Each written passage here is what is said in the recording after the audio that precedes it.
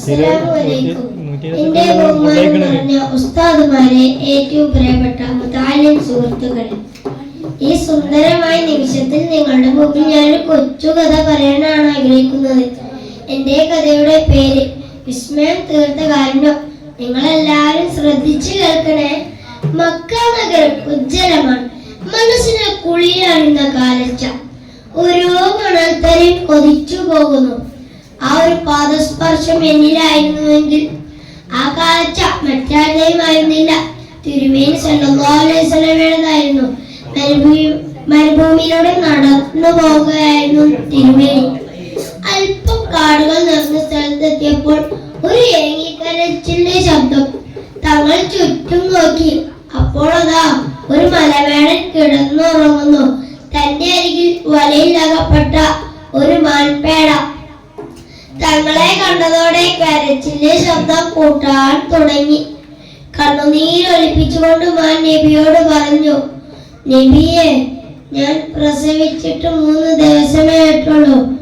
മക്കൾക്ക് ഭക്ഷണം തേടി വന്നതാ. തങ്ങൾ എന്നെ രക്ഷപ്പെടുത്തിയാലും.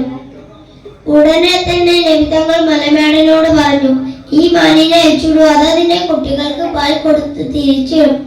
മലമേടൻ ചിരിച്ചുകൊണ്ട് ചോദിച്ചു, ഈ മാൻ തിരിച്ചു വരുമെന്നോ? എന്ത് വിഡ്ഢിത്തമാണ് നിങ്ങൾ പറയുന്നത്? മലമേടൻ ഒന്ന് ആലോചിച്ചതിന് ശേഷം വീണ്ടും ചോദിച്ചു, അതിനു പകരം നിങ്ങൾ ജാമ്യം നിൽക്കുമോ? നബി തങ്ങൾ പറഞ്ഞു, ഞാൻ ജാമ്യം നിൽക്കാം. ഈ മാൻ തിരിച്ചു വന്നില്ലെങ്കിൽ അതിനു പകരം നിന്നെ ഞാൻ അറുത്തു കളയും. താങ്കൾക്ക് എന്ത് വേണമെങ്കിലും ചെയ്യാം.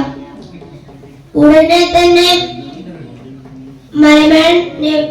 മാനിനെ അയച്ചിട്ടു. മാൻ ഓടി മറിഞ്ഞു.